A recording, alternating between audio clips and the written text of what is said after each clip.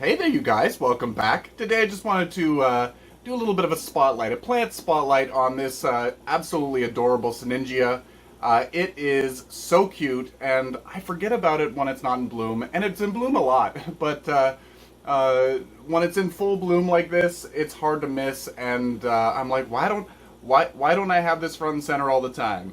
So if you have never grown Sinningia, so it's in the African violet family. It's in the Gesneriad group. And yeah, it's a phenomenal one.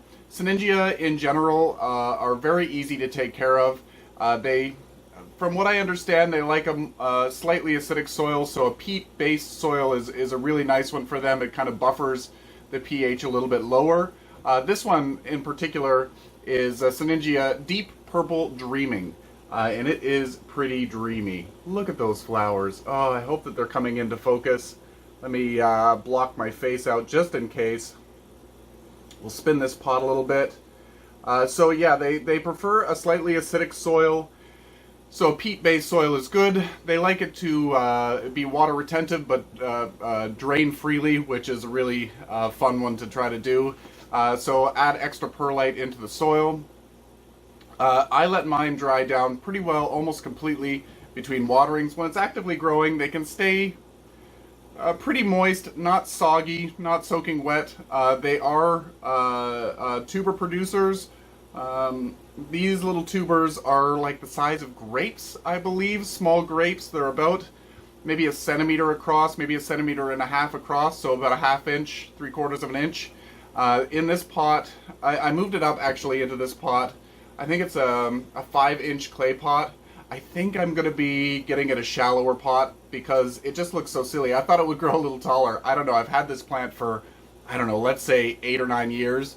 And I should know how big it gets. It's just tiny. So it's in the mini Sinningia, not micro, group. And it gets to be about 3 or 4 inches tall. I thought that it would fill in this pot a little bit better. The little tubers inside here kind of fill up the surface area of the pot, but there's all this extra root zone.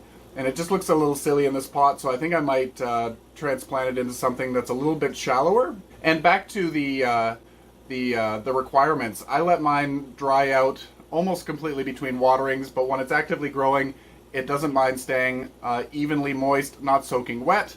And they do have a life cycle where they kind of die back, so it goes into its flowering mode, and then after the flowering, the leaves will go for a little bit, not too long, and then they start to die back. And when they start to die back, just reduce the water a little bit, and before you know it, there's going to be new growth coming up from the base, the soil level again, and it will renew the plant.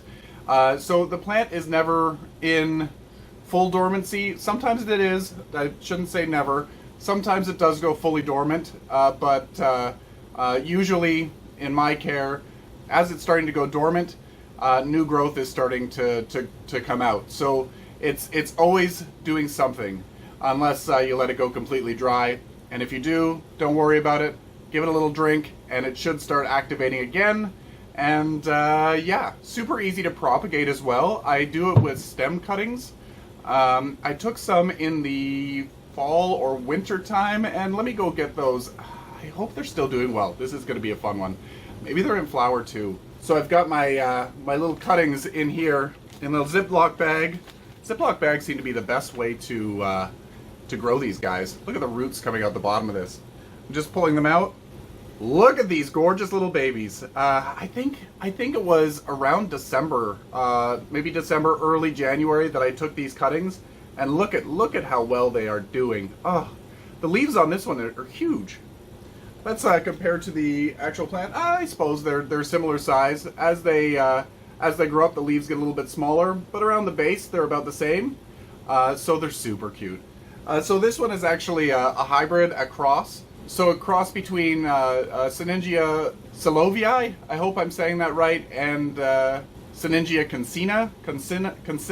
I'm not 100% sure, but I'll show you the photos of the parents.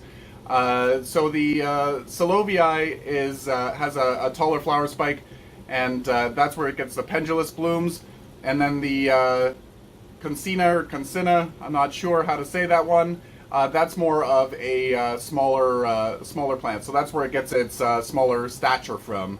But it turned out beautifully. These things seem to be a little harder to find these days. It was just the luck of the draw when I found it, I guess. I got it from eBay many years ago, and that seller is no longer around. But so happy I found it. It has been a beautiful plant in my collection. If any of you are growing this or any similar Sinningias, please put some care tips down below to help anybody out. But they are pretty foolproof. They like bright indirect light. Too much light and they burn, and too little light and they tend to stretch. So just a very well lit spot, kind of like you would do with an African violet, maybe a little bit more than you would give an African violet, and you should have great success. Look at that. Oh. Let me know what your favorite type of Sinningia or just Nereid is. I'd love to know what else to try to grow. And there's such a great back burner plant, a little space filler. Oh, look at that. I'd love to get more into the micros too, just because you can fit them into smaller spaces. These guys like a little bit of humidity. As I'm bouncing all over the place with the care instructions, I was seeing that when I was looking them up, it says that they are a terrarium plant, but I keep this, I guess the grow room never goes below 30% humidity, so it's not really dry, but it's not the most humid place. Right now we're sitting at, I don't know, it's pretty humid. It's 56% humidity in here. I just switched my humidifier to a evaporative humidifier rather than a cool mist, and it's making the whole room humid rather than just the local space around the humidifier. So I absolutely love that, and yeah, so the plants are going to really love it. But it has done fine in 30% humidity, but it might do better in the 50% humidity. But I don't think that it needs to be in a terrarium. If you find that it's suffering, it might need a little bit more humidity. Maybe put a cloche or something over top of it. But look at that. How cute would that be under a cloche? It would be so beautiful. The more micro ones, I think they require a little bit more humidity.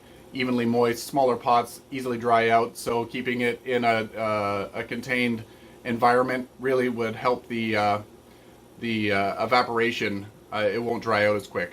So anyway, this is getting a little long-winded.